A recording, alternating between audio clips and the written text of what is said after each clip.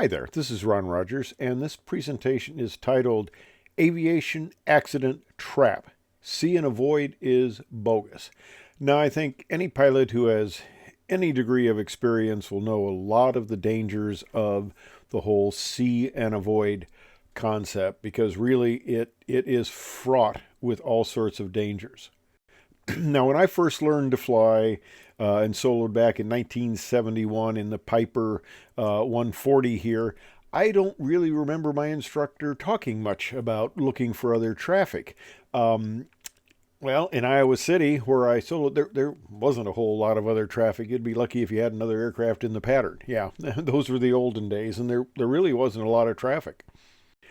But when I got in the Air Force, they brought into my purview this thing called empty field myopia. I think they typically called it open field myopia, but the whole thing here is, and it's a gotcha in looking for other traffic in an airplane. You know, somebody calls out, there's traffic at 2 o'clock, and you look over there and you just look out. Well, your eye only focuses at a few feet if it doesn't have anything to focus on. If you're just looking out in blank space, your eye focuses at about 5 feet, so you're not going to see anything at its true distance. So when I got into the Air Force, they taught me the proper way to clear, and that is you look at a spot a mile or more away. Basically, you look at a spot on the ground, you focus your eyes on the ground, and then you bring it up, and then things will be in focus.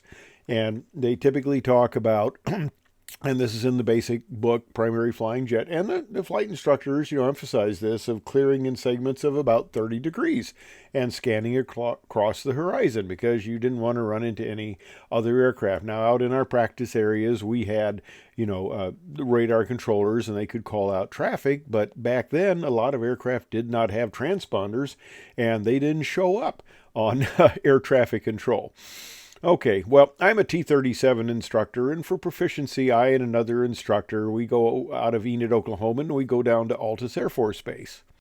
Now, Altus Air Force Base at the time was a C-5 base, and we're in the traffic pattern, shooting some patterns there, and the controller calls out to us a C-5 at such and such a position and distance.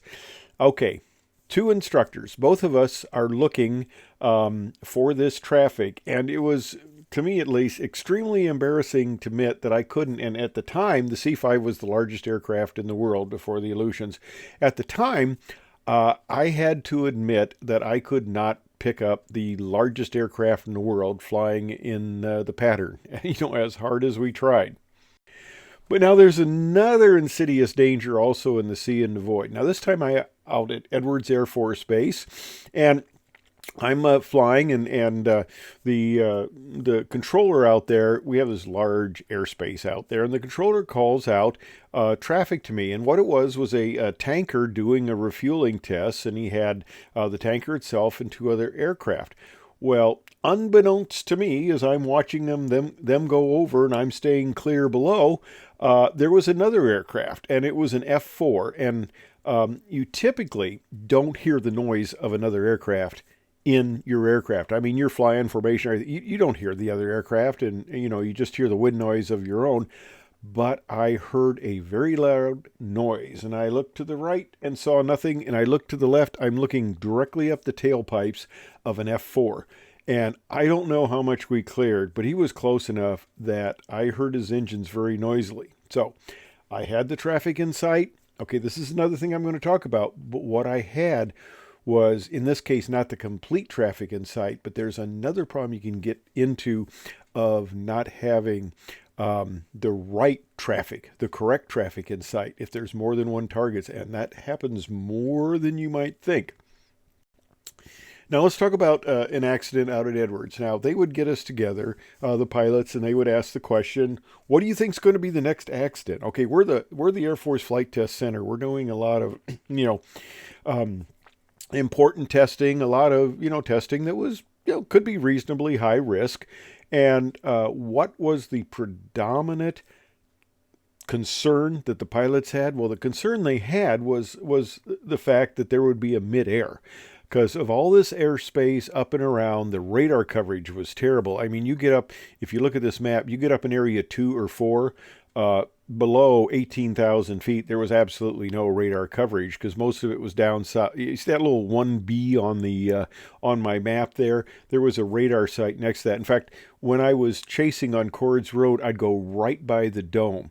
And I later found out this thing puts out about 10 kW power. And I'd go by that level with the dome, zinging by at 600 knots, and I'd hear a zing in the headphones. There was the energy it was picking up. Probably not a good exposure. I don't tend to open the microwave oven and put my head in it, but you know, that was a lot of power. But hopefully it was quick and it hasn't resulted in any strange side effects. But anyway, we operated, and I talk about another video about Cords Road and the testing there. We operated around Cords Road, and one of the dangers was when you get towards the end. Now, Tehachapi was still in the MOA, was still in our airspace, but out at the west end, things were getting complex. There were gliders. I flew gliders out of Tehachapi. There was, little airplanes. We're getting into kind of a more congested area out in that area.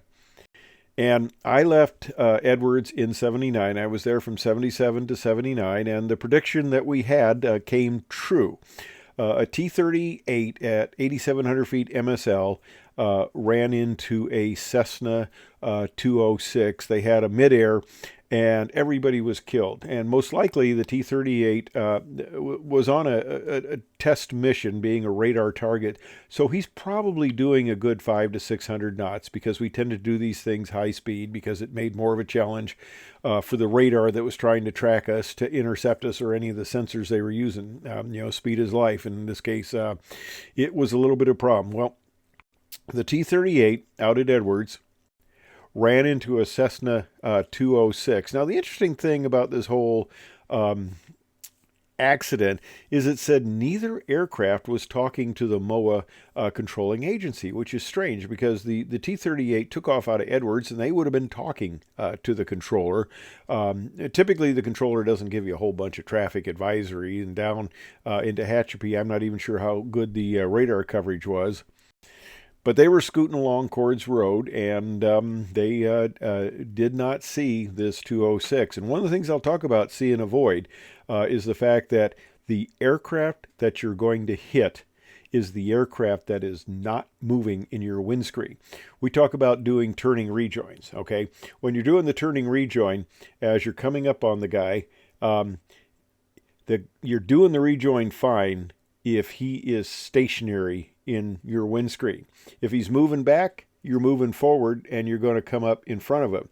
If he's moving forward, you're going to come up behind him. So the only way you get the perfect coming up the line for the rejoin is you're holding him perfectly still in the windscreen. And of course, the eyes detect motion. That's part of our old, survival thing. Peripheral vision, you see something moving out there, you think it's a threat, it's an animal trying to attack you, and we pick up on that. So, especially hopefully if you're focused it the right way, but you pick up on that movement.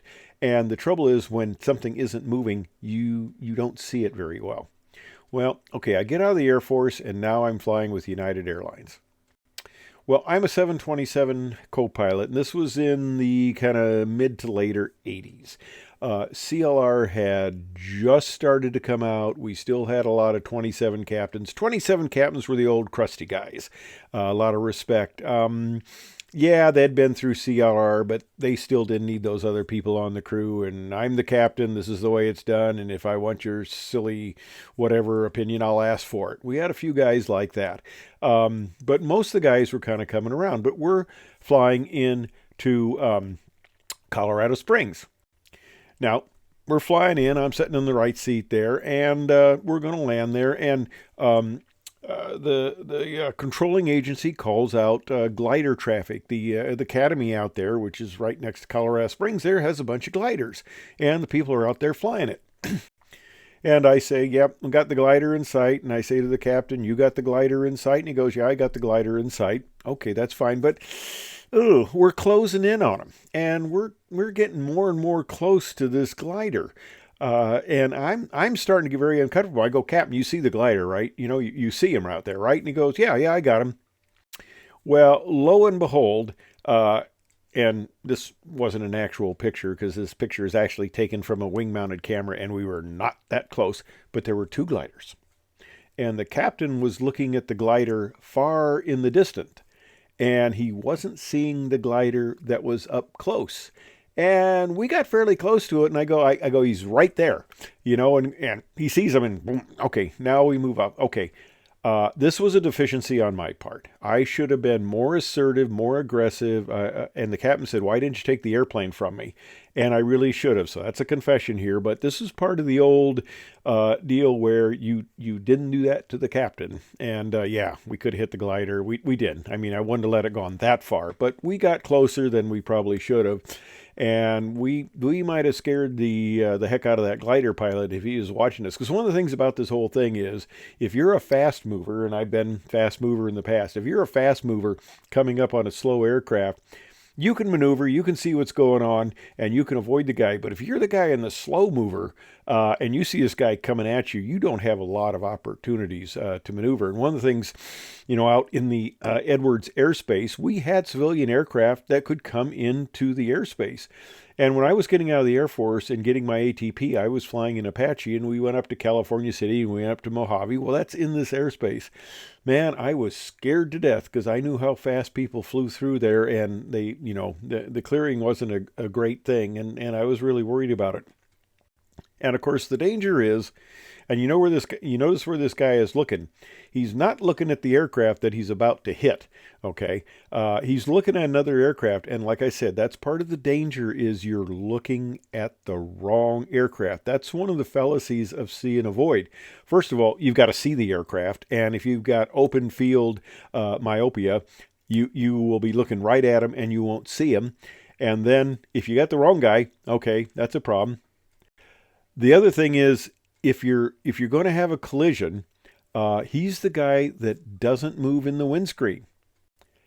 And that's the hardest guy to see. You keep getting closer and closer and closer, and he gets bigger until, and this can happen in a matter of seconds with some of the closure speeds. Now, this hang glider isn't, burning up excessive knots here coming at you, but still, you can have a decent enough closure speed that this guy doesn't start to get big until he starts to get close.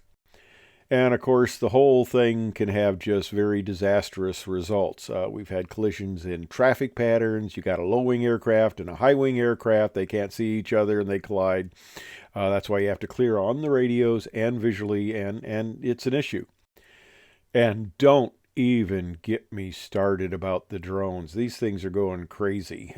Supposedly, some of them have geofencing where they can't be near an airport. They're not supposed to be near an airport, but some of them apparently don't. So we really recently had the firefighting accident where the 415, I believe it's a CL-415, hit a glider, and hit a drone, and did a fair amount of damage to the wing because it hit a structural component. Now you're saying, well, TCAS will save us, terrain or terminal collision avoidance system. It'll give you a RA, a resolutionary advisory. Well, like I said, in my career, this started to make an appearance, but it's got a few issues too. Now, I got to tell you about one of my more interesting RAs. Now, I've gotten a number of them. You get aircraft. I had a King Air. I was coming out of Peoria, and he was coming at us, and VFR, and we got an RA on that guy to avoid it. And, it got us reasonably close, but it still kept us away from it. But like I said, not everything has a transponder. But I got an RA off of a blimp. Yes, I am coming in on a 727. I'm coming into Phoenix Sky Harbor, and the west runway there, I'm coming into land, and under the approach end is a stadium. Well, there was a blimp that was flying around for publicity or whatever, and he comes across final.